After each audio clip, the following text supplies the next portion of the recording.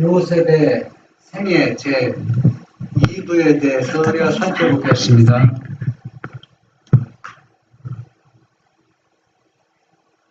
창세기 43장 3절의 말씀 보면 요셉이 아우를 인하여 마음이 타는 듯하므로 급히 울 곳을 찾아 안방으로 들어가서 울고. 여러분이 그 요셉의 그 생애는 성경에서 여러 가지 일들, 사건들이 많이 나오지만은 특히 그 야곱의 가정, 그 아들들의 그 생활 모습은 성경에서 너무나도 유명하고 우리에게 너무나도 큰 교훈을 주기 때문에 아마 성경을 보지 않은 사람이 할지라도 이 얘기를 많이 들어서 어느 정도는 어때요? 이 배경이 어떻게 돌아가는지 아는 사람들이 많이 있습니다. 이 지나간 그 줄거리를 내가 말씀드리면 요셉이 형제들에 의해서 죽음을 당할 뻔하다가 노예로 팔려서 요셉이 그 애굽에서 노예로 팔렸지만은 그가 하나님의 충실한 증인 역할, 즉 하나님을 경외하고 사랑하는 그 마음 때문에 큰 은혜를 받아서 거기에서 애굽에서 큰 총애를 받아서 뭐가 되었습니까? 예, 총리가 되어서 우리나라 따지면 국무총리가 되었습니다. 예, 총리가 되어서 또 요셉이 총리가 된 배경에는 애굽에 큰 축복과 큰 재앙이 내릴 것을 바로 왕의 꿈을 통해서 요셉이 그 꿈을 잘 해석해서 그 꿈으로 인해서 요셉이 총리가 되어서 지금 이 애굽에 잘 정치를 잘 하고 있을 때 큰 풍년이 7년 들었고 그 다음에 풍년이 7년 지난 다음에 흉년이 7년 들어올 때 이때가 흉년이 시작할 때인데도 그 주변 나라에서는 먹을 식량이 없어서 애굽으로 살아가는 구하러 가는 그 장면들이 성경에 기록되어 있습니다. 이 야곱의 가정도 먹을 것이 없어서 애굽으로 자기 아들들을 보내는 장면인데 이 요셉의 형들이 지금 멀어서 애굽으로 먹을 양식을 사러 왔는데 화이주석 창세기 43장 30절 마음이 타는 듯 이것은 그의 감정이 복받친 두 번째이다. 먼저는 그의 형제들이 요셉 자신에게 잔인하게 행한 것을 이야기할 때 그랬었고 이번에는 22년 동안이나 그가 보지 못한 형들의 얼굴이 또 그의 감정을 격하게 만들었다. 여기서 타다는 말은 문자적으로는 강렬한 사랑 때문에 따뜻해지다란 뜻이다. 네. 여기서 그 형제들 모습을 보고 타는 듯 했다는 얘기는 물론 옛날의 형들의 모습도 형제이기 때문에 타는 듯 했지만 요셉의 마음에 감동을 주고 울게 만들었던 것은 옛날에 자기에 대했던 그 형들의 모습이 아니었다는 것입니다. 완전히 다른 사람으로 변화된 것을 보고 그 중에 그 두 번째죠. 그 첫 번째는 뭡니까? 첫 번째는 누구를 보았기 때문에? 아우 베냐민을 보았기 때문이었습니다. 그 베냐민을 데려오기 위해서 누구를 가뒀어요? 묶어서. 시몬을 가뒀죠. 왜 시몬을 가뒀을까요? 시몬이 요셉을 팔 때 주동자였어요. 그러니까 이 형들이 보니까 자기들이 동생에게 대한 그대로 어떻게 이 애굽의 정치가, 이 총리가 잘 알아서 어떻게 보면 복수하는 거죠. 보복하는 것처럼 그렇게 그 죄를 묻는 것을, 그 심판하는 것을 보고 놀랐습니다. 아, 이것은 누가 하는 거다? 하나님. 하나님이 우리에게 지금 뭘 내리고 있다? 벌을 내리고 있다. 이렇게 생각할 정도로 아주 너무 정확하게 그걸 하고 있는 겁니다. 그는 먼저 형제들의 베냐민에 대한 태도를 시험하려 했기 때문에 아직 그들에게 자신을 알릴 수 없었고 혹 의도한 대로 잘 되지 않을까봐 서둘러 자리를 피했다. 식사 때 그들이 서로 자유로 이야기를 나누게 될 때 그들의 태도를 살펴볼 수 있는 좋은 기회가 오리라고 생각하고 다시 자세를 가다듬고 세면을 한 후 형들이 있는 곳으로 가서 하인들에게 저녁을 준비하도록 명하였다. 네.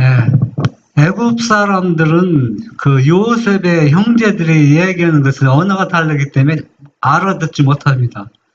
그러니까 이 형들에게 식사를 제공하면서 형들이 지금 밥 먹으면서 마음 놓고 뭡니까? 애굽 사람들은 자기네들 주고받는 얘기를 모르니까 마음 놓고 이야기하는데 누구는 그걸 알 수가 있어요.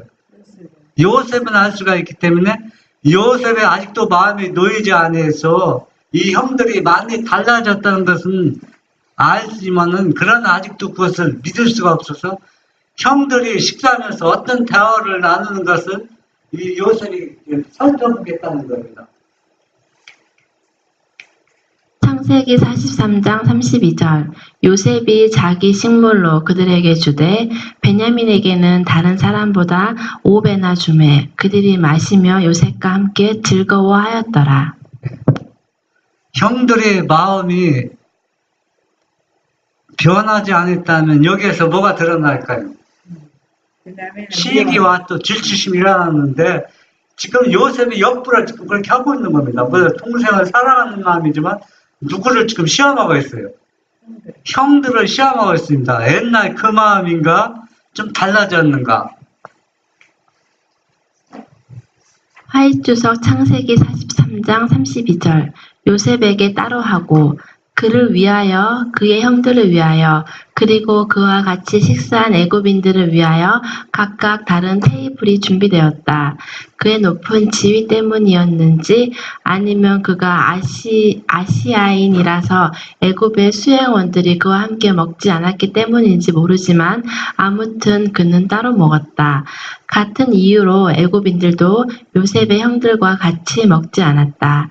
고대의 애굽인들은 외국인들과 상대하는 일에 있어서 매우 특이하였다. 그들은 자신들을 최고 수준의 인간들로 생각하였다. 네, 이 애굽인들의 문화는 자기네들이 믿는 최고의 신이기 때문에 다른 신을 믿는 사람들과 같이 식사를 하지 않았습니다. 이 사람들과 식사하면 뭐하다? 오늘따라 부정하다고 잘 수가 없다고 생각하기 때문에 따로 먹는 것입니다. 그러니까 요셉이 따로따로 식사를 준비해 놓은 것을 알 수가 있습니다. 그들은 자신들을 사람이라 부른 반면에 다른 모든 사람들은 자기네들과 동물계 사이의 어떤 생물들, 즉 야만족으로 생각하였다. 외국인에 대한 반감은 식사법에 두드러지게 나타났다. 히브리인들은 동물들을 잡아서 음식으로 먹었고 애굽인들은 동물들을 매우 신성시하였다. 헤로도토스의 기록에 따르면 애굽인들은 헬라인들의 칼이나 포크, 접시 등을 절대로 사용하지 않았고 헬라인들이 사용하는 칼로 잡은 정한 짐승의 고기도 먹지 않았다. 여기 보면 그 유대인들이 그러니까 야곱의 그 후손들이 애굽에서 나올 때 나와서도 뭘 그리워했다 했어요. 파와 마늘을 그리워했다 했잖아. 그러니까 이 애굽인들은 고기를 안 먹는 게 아니라 고기를 먹어도 뭐 어떤 고기? 비싼 고기만 먹은 겁니다. 그러니까 이 채소도 싸구려는 먹지 않았어요. 왜? 이 싸구려가 먹는 사람 어떤 사람이다? 천한 사람들이 먹는다 생각하기 때문에 자기네들은 뭐라? 귀족이기 때문에 값비싼 음식. 그런 것을 먹었습니다. 그러니까 애굽에서 그 노예 생활하면서 이스라엘 민족들이 파마는 천지거든요. 들판에. 그래서 파마늘이 갑이 쏴서 큰해서 그들이 그걸 계속 먹고 사는 겁니다. 물론 다른 것도 먹겠지만은. 그런데 오늘날 사람들은 그걸 오해하고 있어요. 아, 파마늘을 먹었기 때문에 자극성이 심해서 안 먹었다 생각하는데 그런 차원을 안 먹은 게 아니에요.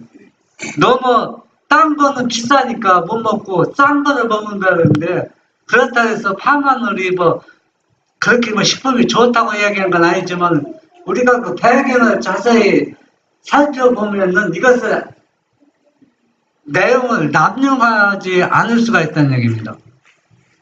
창세기 44장 16절 유다가 가로되 우리가 내 주께 무슨 말을 하오리이까 무슨 설명을 하오리이까 어떻게 우리의 정직을 나타내리이까 하나님이 종들의 죄악을 적발하셨으니 우리와 이 잔이 발견된 자가 다 내 주의 종이 되겠나이다. 네. 그러니까 이게 베냐민이 와서 이 형제들이 식량을 타고 가서 이제 자루에 담아서 이제 다 보냈는데 요셉이 누구의 잔에다가 베냐민 잔에다가 뭐 점수라는 잔이라고 이렇게 얘기하고 넣었는데 형제들은 설마 지금 형들이 이야기하는 거지요. 그 잔이 발견된 자가 뭐가 되겠다? 종이 되겠다는데 베냐민 잔에는 그 잔이 들었으리라 전 생각지도 않고 자기들은 정직하기 때문에 자기 베냐민뿐만 아니라 자기들 짐에는 전혀 이 애굽의 총리가 말하는 것은 남의 물건을 전혀 몰래 넣었다고 생각하지 전혀 않고 있습니다. 그렇기 때문에 이렇게 자신 있게 지금 말하고 있어요. 화이주석 창세기 44장 16절 유다가 가로되 두 번째 임무를 띠고 애굽에 온 이 형제들의 책임자였던 유다가 대변자로 나섰다. 그는 자신과 형제들의 행위에 대해 변명하거나 자신들이 입은 혐오를 벗으려고 애쓰지 않고 자신들의 잘못을 솔직하게 인정하였다. 그는 그들의 형제 요셉에게 그들이 저지른 범죄, 그때 이후로 계속해서 그들의 양심을 찔러온 그 범죄 사실을 의심 없이 말하였다. 옆에 있던 애굽인들에게 특히 요셉의 청지기에게는 유다의 말이 자신들의 죄를 인정하는 뜻으로 들렸고 그들이 정말 무죄하다는 것을 잘 알고 있는 애굽인들은 이에 적잖게 놀랐을 것이다. 여기에 보면은 시몬이 있는 요셉을 죽이려 할 때 어떻게 하냐면 그냥 마구잡이로 막 무관하게 그냥 그런 방법이 있지만 유다는 합리적으로 아예 논리적으로 조리있게 이 동생을 없애야 본다. 우리가 다 살 수 있다는 방법을 논리적으로 이렇게 그 일을 꾸며서 했습니다. 근데 시몬은 뭡니까? 그런 논리적이 아니라 그냥 마구잡이로 막 동생을 죽이려 했거든. 그러니까 이 시몬이 한 거고 유다가 한 거는 같은 잘못이지만 다르다는 얘기입니다. 그런데 이제는 유다가 이제 뭡니까? 그때 그렇게 논리적으로 했던 것이 지금은 그 논리적으로 말하는 것이 아니라 이때는 뭐냐? 애국 사람들은 자기가 한 얘기를 다 알아듣지 못할 것이라고 지금 얘기했는데 이 애국 사람들은 이 유다가 하는 얘기 이들은 하나 죄가 없다는 것을 다 알고 있는 것처럼 그런 게임사를 누가 받았냐면 유다가 받았다는 얘기입니다. 요셉은 그들의 영혼의 번뇌를 느꼈고 그들이 곧 받게 될 형벌에 대해 당연하게 생각하고 있음을 느낄 수 있었다. 한때 자신들의 형제를 노예로 팔아버렸던 그 애굽에 이번에는 그들이 노예로 남겠다는 유다의 제안에 요셉은 그의 처벌이 그렇게 심하지 않을 것이며 또 공정할 것이라고 말하였다. 죄를 저지른 자만 그의 노예가 되고 나머지 사람들은 아무런 벌도 받지 않고 무사히 그들의 아비 집으로 돌아가게 한다는 것이었다. 예. 이 요셉과 요셉은 애굽 사람이라고 지금 이 형제들은 생각하고 있거든. 전혀 뭐 자기 동생을 생각하지 않고 있어요. 유다가 이게 애굽의 총리가 누구를 데리고지 않으면, 베냐민을 데리지 않으면 곡식을 사갈 수 없다고 이미 먼저 번에 못을 박았습니다. 그때 야곱이 누구를 안 내주는 겁니까? 하나 남은 요셉의 동생 베냐민을 안 내주거든요. 그러니까 누벤이 자기 자신을 볼모로 아버지 앞에 맡기고, 내가 만약에 누벤을 살아서 데려주지 못하면 내 자식을 죽이라고 그렇게 했지만은 아버지가 그 청을 거절했습니다. 그때 누가 나선 겁니까? 유다가 나섰을 때 유다 말을 믿고 아버지 야곱이 베냐민을 내보냈습니다. 그렇기 때문에 지금 아직까지는 누구의 잔에서, 베냐민 잔에서 애굽의 총리가 점치는 잔이 아직 나오기 전에 유다가 누구 잔에 나오든 간에 나오면은 만약에 내가 뭐가 되겠다? 노예가 되겠다는 얘기입니다. 노예가 되겠다고 하니까 그 총리가 거절하는 겁니다. 그렇지 않다. 죄 지은 사람만이 노예로 남고 다른 사람은 무죄니까 다 돌아갈 수 있다 얘기입니다. 유다는 자기가 노예가 되겠다고 좀 제안하는 겁니다.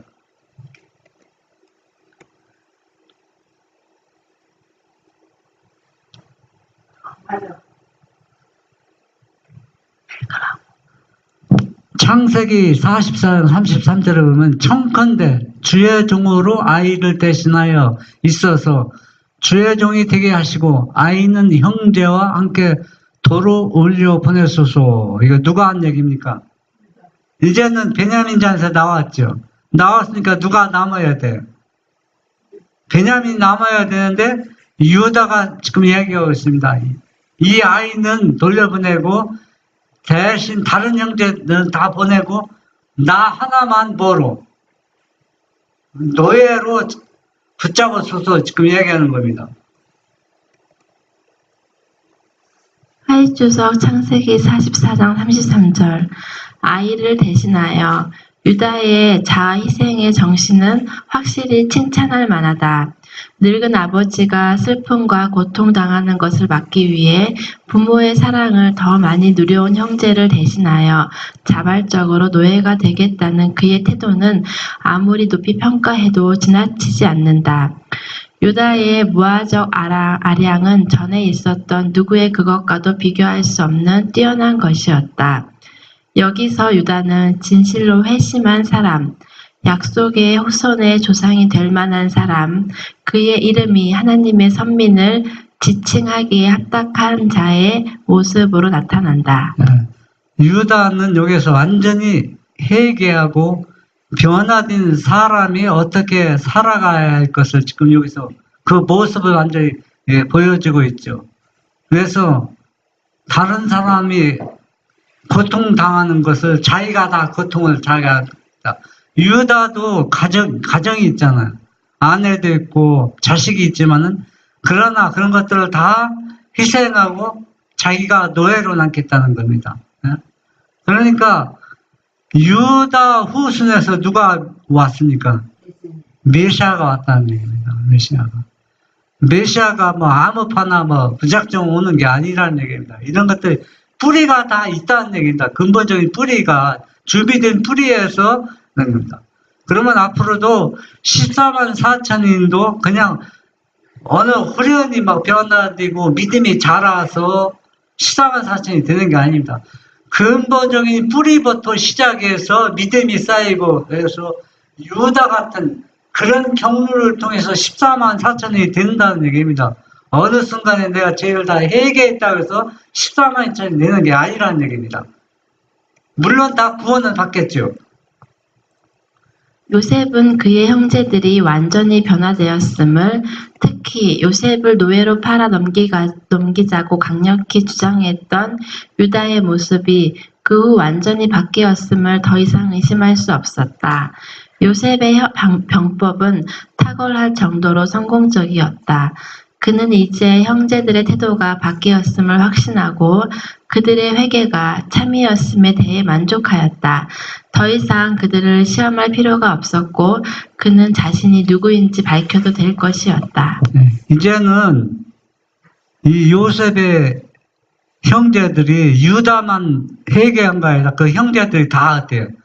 완전히 회개하고 변화되었던 사람이라는 것을 요셉은 확인하고 이제는 더 시험할 필요가 없다는 얘기입니다.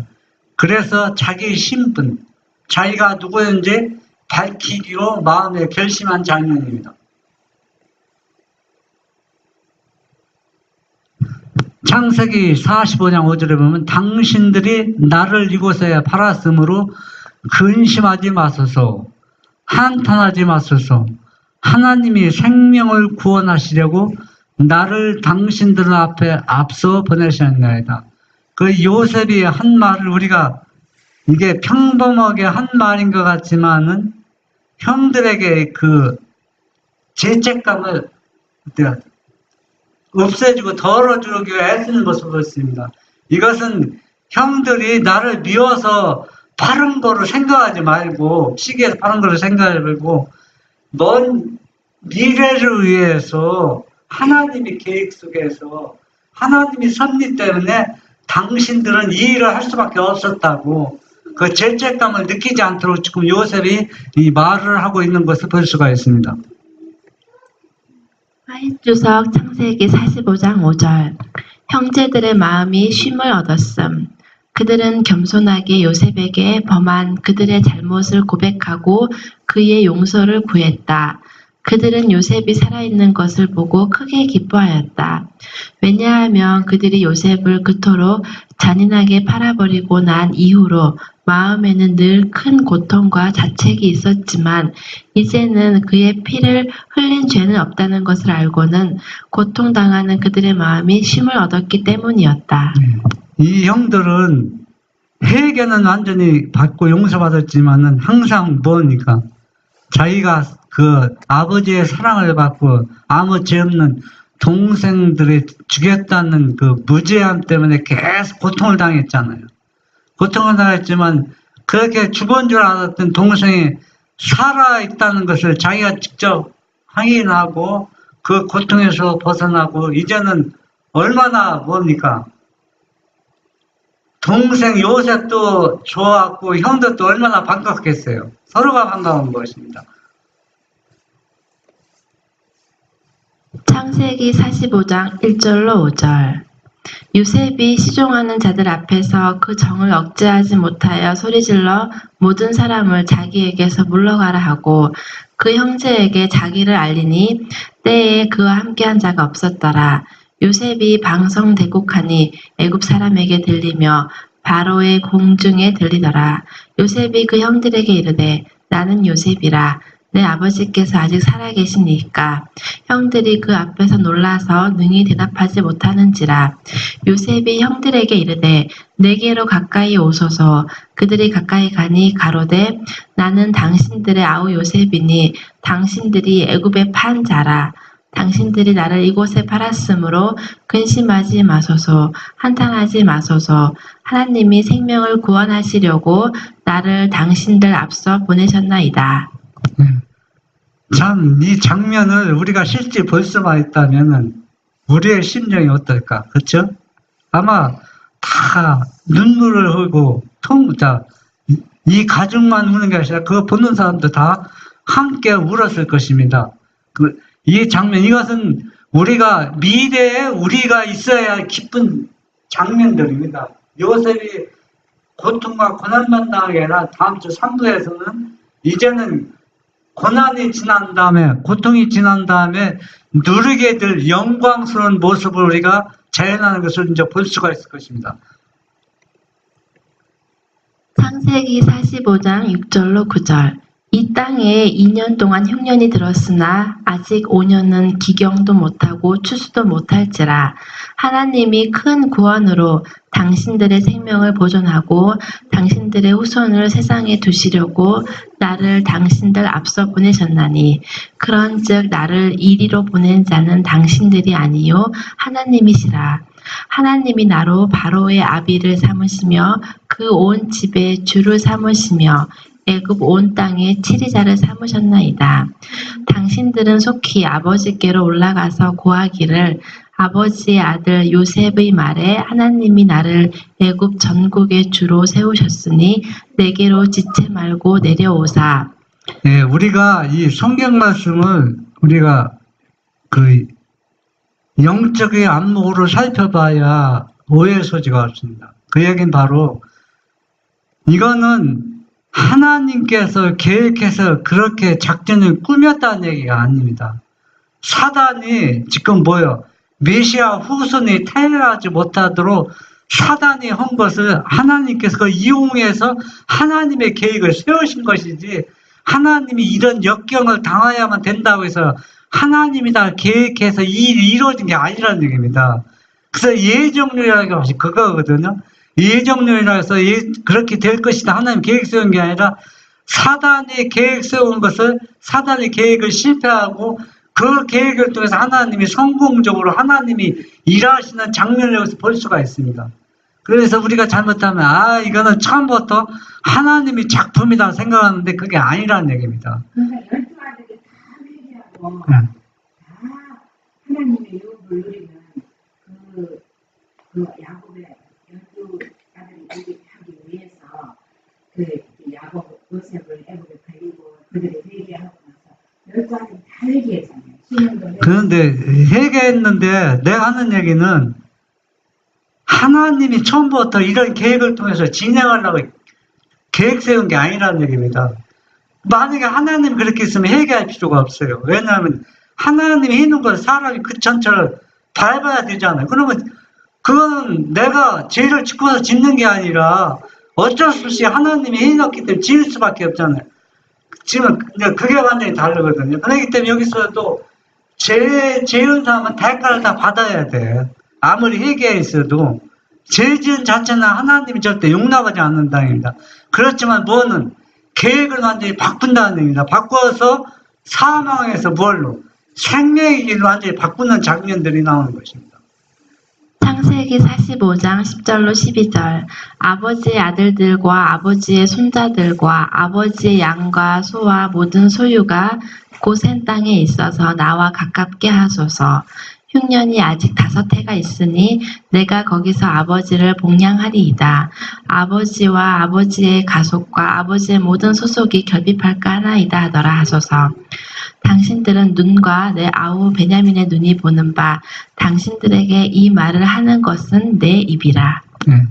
아직도 흉년이 5년 나왔으면 2년 지났는데도 사람들 죽을 지경이잖아요. 먹을 양식이 떨어지고 그러는데, 그러면 5년이라는 시간은 너무나도 긴 시간입니다. 이때 이 당시에는 먹을 것이 충분할 때는 금방 지나갈 수 있지만은 먹을 것이 없을 때는 5년이라는 시간 얼마나 긴지. 그러니까 요셉이 제안을 하잖아요. 이제는 아버지를 모시고 다 이리로 오소서. 우리가 하나님을 믿는 사람들이 때로는 이해하지 못할 정도로 고통과 어려움을 당하지만은, 그러나 고통과 어려움 속에서 많은 무엇들이 하나님이 감춰놓는 많은 보화들을 그 어려움 속에서 내가 될 수 있다는 얘기입니다. 그러니까 이 시험 받는 것이 좋은 건 아니지만은, 그러나 이것을 이기면 어때요? 이길 수 있는 힘을 다 능력을 주시기 때문에 이런 축복을 주시는 것입니다. 창세기 45장 13절로 15절. 당신들은 나의 애굽에서의 영화와 당신들의 본 모든 것을 다 내 아버지께 고하고 속히 모시고 내려오소서 하며, 자기 아우 베냐민의 목을 안고 오니 베냐민도 요셉의 목을 안고 오니라. 요셉이 또 형들과 입맞추며 안고 오니 형들이 그제야 요셉과 말하니라. 예. 이 형들이 다 회개하고 변화된 사람이라 할지라도 과거에 잘못한 것이 완전히 마음속에 지워진 건 아니라는 얘기입니다. 예? 그러니까 처음에 서로가 했을 때는 뭐가 일어나요? 옛날 그 장면이랑 이제는 어때요? 조금씩 마음에 모았던 것이 다 사라지고 이제는 요셉이 애굽의 큰 나라의 국무총리가 되어서 오니까 이제 이곳에 와서 뭘 누리소? 영화를 누리소서. 참 얼마나 아름다운 장면입니까? 이 기쁜 소식을 누구한테? 아버지는 지금 요셉이 죽었다고 생각하는데 이 요셉, 야곱은 또 베냐민이 혹시 요셉처럼 죽지 않았을까? 아마 집에서는 어떤 심정을 기다리고 있을 거예요. 조만조만 심정을 기다리고 있을 것을 이 형들이 빨리 가서 이 소식을 전해주고 또 온 가족을 식구들 다 거느리고 애굽으로 들어오라는 그 동생의 말을 들었을 때 얼마나 가장 좋은 소식을 지금 가지고 가는 것입니다. 근데 요셉이 만약에 이렇게 안 했다면 형들은 평생 동안 아버지한테 회개를 안 하고 그냥 그걸 묻어놓고 살았잖아요. 요셉이 이렇게 진짜 구조가 됐으니까는 다 회개가 이렇게. 그래서 이 요셉의 생애와 그 가족의 생애를 보면서 다 집집마다 다 심각한 문제들이 있는 것을 볼 수 있습니다. 가정마다 하나님을 믿는 가정이라도 형제 우애가 다 좋은 가정도 있지만 그렇지 못한 가정도 많이 있습니다. 이 문제들이 심각한 가정일수록 누가 필요하냐 하면 구주가 필요하다는 얘기입니다. 다른 방법으로는 이런 어려운 고난을 헤쳐나갈 수 있는 방법이 없습니다. 야곱이 가정에서 일어나는 것들이 그 가정만 일어나는 것이 아니라 오늘날 우리들 가정에서 우리 주변에서 일어나고 있다는 얘기입니다. 그런데 문제는 뭐냐? 이런 일들을 세상 방법으로는 헤쳐나갈 방법이 없다는 얘기입니다. 그러나 하나님을 믿는 사람들은 하나님의 은혜로 어떤 일을 당하더라도 하나님께 구하고 하나님께 맡기면은 이 일이 다 어떻게 해요? 해결된다는 얘기입니다. 여기 지금 이 요셉의 가정도 누구 때문에? 요셉이 누구 때문에 그렇습니까? 요셉이 만약에 예수님을 안 믿었다면 이 어려움을 극복할 수 있을까요? 못하고 중간에 어떻게 해요? 억울하게 감옥 갔을 때나 또 노예로 팔려갔을 때 아마 요셉은 견디지 못하고 미리 죽었을지도 모릅니다. 그러나 그가 하나님을 신실히 믿었기 때문에 그런 어려움을 당하면서도 이것은 하나님이 어떤 큰 섭리가 있어서 나를 통해서 어떤 일을 하고자 나를 훈련시키고 준비하고 있다는 것을 요셉이 알았기 때문에 거기에서 뭡니까? 긍정적으로 살아갔다는 얘기입니다. 긍정적으로 이렇게 살아가는 결과가 이렇게 좋은 결과를 맞이하게 됐다는 얘기입니다. 화이주석 45장 1절로 15절. 요셉의 생애는 그리스도의 생애의 대표임. 요셉의 생애는 그리스도의 생애를 대표한다. 요셉의 형제들을 움직여 그를 노예로 팔게 한 것은 시기심이었다. 저들은 요셉이 저들보다 더 크게 되는 것을 막고자 하였다. 요셉이 애굽으로 옮겨졌을 때에 저들은 그의 꿈이 실현될 가능성을 모두 제거하였으므로 이제 더 이상 그의 꿈 때문에 번민할 필요가 없어졌다고 스스로 생각하였다. 여기서 한번 우리가 생각해 보자고요. 요셉의 형들이 요셉을 죽이려고 하는 계획과 그 뭘 하겠어요? 시기와 질투죠. 그러면 시기는 어떤 때 일어나는 겁니까? 이거는 시기심이 아니에요. 시기심의 근본 목적은 뭐냐면은 우리 동료가 이렇게 있잖아요. 동료가 있으면은 동료가 사는 것도 그렇고 저 사람이 나보다 더 나은 게 하나도 없단 말이에요. 재산도 그렇고 학력도 그렇고 그러면 시기심이 일어나요? 안 일어나요. 근데 가만히 보니까 저 사람이 또 몰래 또 독학으로 공부하고 또 검정고시 본다고 학력도 자기보다 높을 가능성이 있거든요. 이상을 하는 거 보면. 돈도 자기들보다 더 많이 벌 계획 갖고. 그러니까 자기보다 모든 게 나아질 것 같으니까 그때 뭐가 일어나는 거예요? 시기심이라는 겁니다. 그 요셉이 형들이 요셉을 위한 것은 그냥 꿈 얘기하잖아요. 자기 부모까지 다 막 앞에서 요셉에게 저랬다. 그럼 분명히 자기보다 누가 높아질 것 같아요. 형들보다 요셉이 높을 것 같거든. 자기가 한번 영이지만. 그러니까 그 꿈을 실현시키지 못하도록 위에 차단하기 위해서 시기심으로 요셉을 죽이려고 한 겁니다. 그래서 그 꿈이 이루어지는 것을 어떻게 보장하는 겁니다. 근데 요셉이 그 품성이 아버지 엄마보다 더 아름다웠기 때문에 해와 달마들이 다 저랬다 그랬잖아요. 근데 야곱하고 라헬은 이게 저기 죄를 많이 가진 아름다운 품성이 아니었거든. 그런데 요셉은 아버지의 그 실수한 점 그것도 다 극복했고 엄마 아버지보다 품성면에 자식들보다 품성면에 월등하게 지금 제 한번 일부에서 얘기했잖아요. 요셉이 영향받은 것은 아버지와 어머니로부터 교육을 잘 받았기 때문에 그렇게 됐다고 일부에서 얘기했잖아요. 그런데 아버지 어머니가 실패했는 그 장면은 지금 우리가 성경은 지금 잘한 건 안 나오고 지금 잘못한 것만 나왔어요. 어머니 아버지가 잘한 건 하나도 기록이 안 됐다. 그러니까 사람들은 잘못한 것만 보고 있다는 얘기예요. 그러니까 분명히 화이트는 계시를 통해서 엄마가 그 라헬과 아버지가 요셉을 믿음 안에서 얼마나 한나는 잘한 거 다 기록이 됐잖아요. 그런데 라헬과 야곱은 요셉을 어떻게 교육했는지 하나 기록이 안 됐고 뭐 잘못한 것만 기록이 됐기 때문에 우리 그 면만 보고 있습니다. 근데 화이트는 다 양면을 다 보았기 때문에 이 요셉이 이렇게 정직하게 된 것은 누구의 영향을 받았다고 했어요? 일부에서 부모의 영향을 받아서 그렇게 품성이 그렇게 예수님을 닮았다고 했잖아요. 얼마나 이 품성이 그렇게 좋았으면 여기에서는 요셉의 생애는 누구의 생애? 그리스도 생애를 대표한다고 이렇게 나왔습니다. 그 정도로 요셉이 훌륭하게 꿀저어진 것은 물론 본인 자신도 노력했겠지만 누구의 영향? 부모의 영향으로 이렇게 되었다고 일부에서 제가 말씀을 드렸습니다. 그러나 하나님께서는 저들이 행한 일을 가지시고 저희가 방해하고자 계획한 바로 그 일을 실현시키셨다. 그와 같이 유대 제사장들과 장로들은 그리스도를 질투하고 그분께서 저들에게서 백성의 관심을 끌어가지는 않을까 두려워하였다.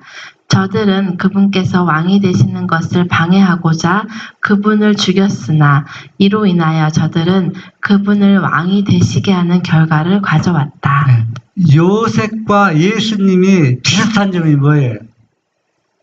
예수님은 그 사랑하는 제자로부터 어때요? 팔림을 당했잖아요. 요셉은 누구로부터 팔려갔어요? 형들로부터 형들 때문에 애굽으로 팔려갔죠. 그리고 또 요셉을 시기한 것은 뭐라 했어요?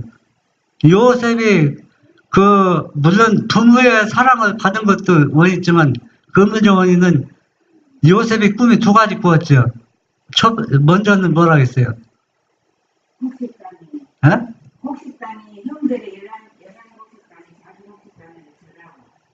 또 두 번째는 해와 달과 별이 연합별이 그 얘기는 세상 만복이 다 누구한테 불복된다는 얘기예요. 요셉한테 불복된다는 게 세계 왕이 모든 세계 주권자들이 그러면은 예수님은 그 십자가에 못 박은 것은 사단이 막 주동해서 못 박았는데 뭐가 되게 못하게 뭐가 구주가 되지 못하게 그러니까 구속의 영역을 완전히 실현하지 못하도록 했잖아요. 그러면 요셉의 형들도 하나님의 계획하신 방법을 완전히 어때요? 꿈대로 실현되지 못하도록 그 꿈이 어떻게 실현되나 보자 하고 요셉을 결국은 죽인 거 아닙니까? 그렇지만 결국 뭐요? 꿈꾼 대로 실현됐죠. 예수님이 십자가에 못 박혔다고 해서 구속의 경륜이 어때요? 오히려 완성을 이루게 되었다는 얘기입니다. 그래서 요셉의 생애와 예수의 생애가 어때요? 그러니까 예수님의 생애를 대표한다고 할 정도, 말할 정도로 아주 같은 길을 지금 가고 있다는 겁니다. 그러니까 이 일은 먼저 요셉이 경험했지만은 후에 예수님도 요셉처럼 그렇게 배반을 당했지만 결국 구속의 경륜은 성취당했습니다. 요셉은 애굽의 노예가 됨으로 인하여 그의 아버지의 가족을 구원하는 구주가 되었다. 그러나 그렇다고 해서 그의 형들의 죄가 감소된 것은 아니다. 그와 같이 그분의 원수들로 인한 그리스도의 십자가에 못 박히심은 그분을 인류의 구속자요, 타락한 인류의 구주요, 온 세상의 통치자로 만들었다. 그러나 그분을 살해한 그들의 죄는 하나님의 섭리의 손길이 당신의 영광과 인류의 행복을 위하여 그 사건을 지배하지 않으신 경우와 꼭 같이 극악한 것이었다. 예. 이거는 이 하나님의 섭리가 얼마나 오묘한지 우리가 올바로 이해한다는 것은 참 쉽지 않습니다. 물론 우리가 생각할 때는 하나님이 섭리했기 때문에 요셉의 형들이 잘못한 것은 응징한 그 대가를 지불받지 않아도 된다고 생각하지만 하나님께서는 절대로 그것은 용납하지 않는 거예요. 죄의 결과는 절대로 그 대가를 받아야 돼요. 회개하고 용서받았어도. 만약에 이 형들이 요셉을 팔지 않았다면 이 일이 성취되었을까? 성취됩니다. 하나님께서는 다른 방법으로 할 수 있다는 얘기입니다. 다른 방법, 얼마나 잘 수 있거든요. 만약에 요셉의 형제들이 요셉을 노예로 팔지 않고 자기의 잘못을 회개하고 형제간의 오해를 믿음 안에서 극복할 수가 있다면 이런 것들을 허락할 필요가 없는 것입니다. 다른 방법으로 이 일을 진행시키는데 그래서 이것이 하나님이 섭리였다고 하더라도 결국 형들의 잘못한 것은 하나님께서 뭐냐? 책임을 물으신다는 얘기입니다. 요셉이 그의 친형들에 의하여 이방인에게 팔린 것처럼 그리스도께서도 당신의 제자들 중 한 사람에 의하여 가장 큰 원수들에게 팔리셨다. 요셉은 그의 결백 때문에 거짓 고소당하고 투옥되었다. 그처럼 그리스도께서도 당신의 의로우신 극기의 생애가 죄에 대하여 견책이 되었기 때문에 멸시와 거절을 당하셨다. 예. 요셉과 예수님은 아주 공통점이 많죠. 그러면은 우리는 제외됐느냐? 우리도 똑같습니다. 우리도 앞으로 요셉이 당한 것을 당할 수밖에 없다는 얘기예요. 그럴 때 우리가 요셉의 생애를 생각하면서 우리가 어떻게 하지 말자. 절망하지 말고 요셉이 이것은 하나님께서 나를 더 큰 그릇으로 쓰기 위해서 나를 이렇게 달려나가고 있다고 생각하기 때문에 이렇게 절망해서 헤어나올 수가 있는 것처럼 우리도 아무 죄 없이 억울한 일 당하고 이런 일 당할 때 요셉처럼 절대적으로 하나님을 신뢰하고 절망해서는 안 된다는 겁니다. 요셉이 불공평과 압박 아래서도 인내하고 온유하게 행하였으며 인도를 어긴 그의 형들을 기꺼이 용서해주고 고상한 자비심을 베푼 것은 구주께서 악인들의 악행과 능욕을 불평 없이 참으시고 당신을 살해한 자들뿐 아니라 당신에게 나와 저희 죄를 고백하고 용서를 구하는 자들을 모두 용서해 주신 것을 예표한다. 네. 이거는 참 우리가 생각할 때는 나하고 상관없는 일이기 때문에 얼마든지 죄를 용서해 줬다고 생각되지만은 요셉 입장에서 보면 쉬운 게 아니라는 얘기입니다. 오늘날도 그 소수의 무리지만 진리를 가졌다고 외치는 사람들이 진리를 소유하지 못한 사람들 그냥 정죄해 버리는데 그거는 우리가 성경 말씀을 볼 때 합리적이고 올바른 그건 아니라는 얘기입니다. 왜냐하면 우리는 그들이 진리를 이해하고 깨닫도록 요새처럼 인내하고 견디면서 우리가 그들에게 뭐를 이미 자비와 용서를 우리가 가질 수 있는 그냥 넉넉한 믿음으로 우리가 앞으로 살아가야 된다는 얘기입니다. 그렇지 않으면 우리는 나하고 맞짱 모든 사람도 정죄해 버립니다. 요셉은 자기 형들 절대로 애굽에 가서도 어때요? 형들을 절대로 정죄하지 않았습니다. 그 형들이 회개했는지 안 했는지도 모르지만 정죄하지는 않았습니다. 우리가 그 요셉의 생애를 보면서 앞으로 요셉의 생애가 우리의 생애가 될 수 있다는 걸 생각하면서 우리는 대부분의 사람들은 예수님을 믿으면 좋은 일만 있을 거라 생각하는데 물론 좋은 일도 많이 있지만 그러나 예기치 못한 어려움도 많이 있다는 걸 생각하면서 요셉이 인내와 또 자비로 끝까지 하나님을 의지하는 그 믿음 가운데서 이긴 것처럼 우리가 요셉처럼 억울한 일을 당한다 할지라도 요셉이 이긴 것처럼 여기 계신 여러분들이 다 믿음으로 승리하는 우리 모두가 되기를 간절히 바랍니다.